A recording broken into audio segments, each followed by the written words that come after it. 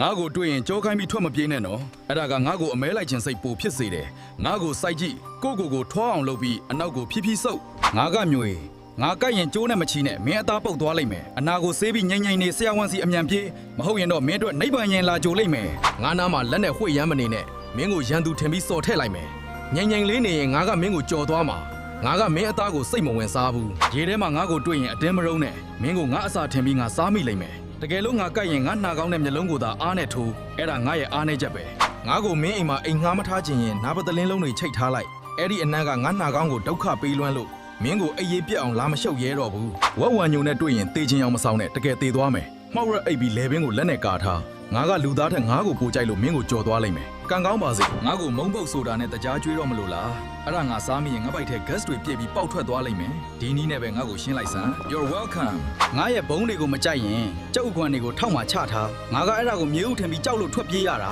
ငါကိုတမျက်စီးနဲ့မလိုက်နဲ့မင်းပဲမောမယ်ငါတို့တက်မတော်ကိုနိုင်ခြင်းရင်တံပရာရီဒါမှမဟုတ်ထုံးမုံနဲ့လမ်းပိတ်ထားလိုက်အဲ့ဒါကငါတို့အချင်းချင်းတည်င်းမပေးနိုင်အောင်တားလိုက်တာပဲငါကပိုးဖလန်မင်းရဲ့တံပိုးကြီးအဝတ်အစားတွေကိုမစားစေချင်ရင်ဘီယိုထဲမှာလာဗင်ဒါအနှံ့ထားလိုက်မင်းအင်ကြီးတွေအပေါက်မဖြစ်ချင်ရင်အခုပဲသွားလုပ်လိုက်တော့